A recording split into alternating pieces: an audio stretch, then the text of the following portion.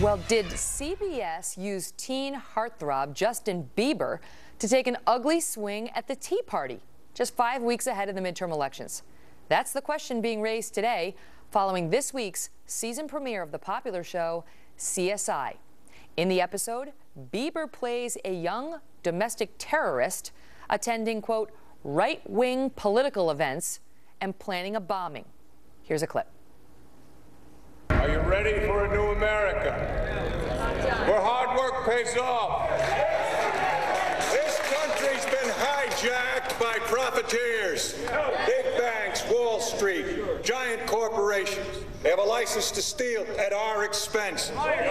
Their credit cards keep us in debt. That's it. Their mortgages leverage the future of our families. That's right. Well, Leslie Marshall is a syndicated radio talk show host and a Fox News contributor, and Lars Larson is a syndicated radio host as well. All right, panel, so can I just say I may be an expert on this because I will bet, unlike this panel, have actually attended a Justin Bieber concert. I mean within the last couple of weeks. With my niece, Emily. No, I was not kidnapped. There he is. And now I can officially tell you, Leslie and Lars, I'm a believer. But Bieber may have been used. He may have been used by CBS, Lars, to make a point that's anti-Tea Party. This is how Alessandra Stanley of the New York Times put it. That Bieber played a domestic terrorist with Tea Party leanings, even though the episode made no direct reference to the Tea Party. But it seemed clear if you watched it that they were talking about like an exaggerated version of anti-government types. So, Lars, Adeline? Never underestimate the power of Hollywood scriptwriters to demonize average Americans. And in this case, for a moment there, the leader of that Tea Party, or the Tea Party lookalike group on CSI, I thought he was channeling Barack Obama for all that corporation bashing. You know, that sounded more like our president rather than a Tea Party. You go to the Tea Parties, you see the Tea Party events. I've been to them myself. I've spoken to them myself. They're clean-cut, all-American people who do believe in paying their taxes, who do believe in their individual liberties, and they're not leading young men to go out and blow things up, including blowing up the funeral of a police officer. It's absurd, and it's designed to demonize the Tea Parties in a way that the Obama administration and the Democrats in Congress have not been able to do with the truth. But already, Leslie, people are saying that this is basically propaganda, that this is anti-Tea Party propaganda, and they have used one of the most popular stars certainly among teenage girls in the world, never mind the country, to try to make their point. Little did Bieber know.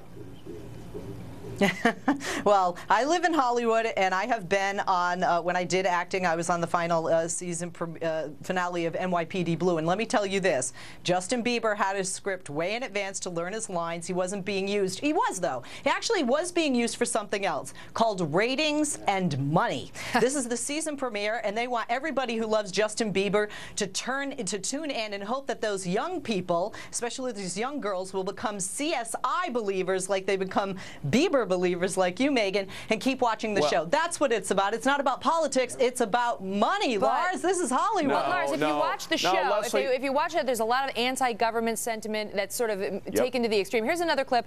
This, guys, is the soundbite number 2 that I want to play. Take a look listen to Bieber here.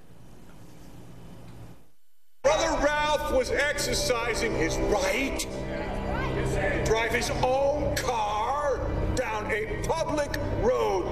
His crime, driving without a license. Ralph is no criminal. He's a decent man. He took me and my brother when we didn't have anyone.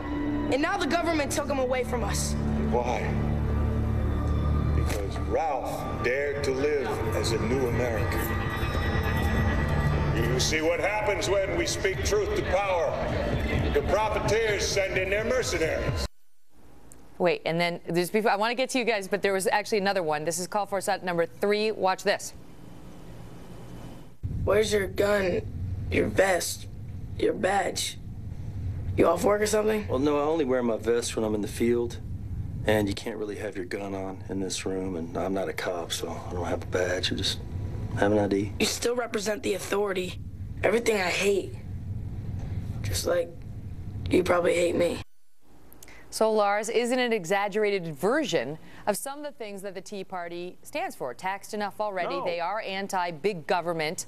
You know, are they trying to take it, sort of a kernel and expanding it to the extreme? No, what they're doing is they're taking a cartoonish, unrealistic view of the Tea Party. The Tea Party doesn't go out and say we're going to blow up the government. The Tea Party says we're going to change the government in the way that we've always changed governments in this country, through choosing different leaders. And I disagree with Leslie in saying that this was just about ratings. You want to get ratings? Rip a story from the headlines. Have this be a young Muslim jihadi who decides to go out and blow things up, as young Muslim jihadis have a tendency to do.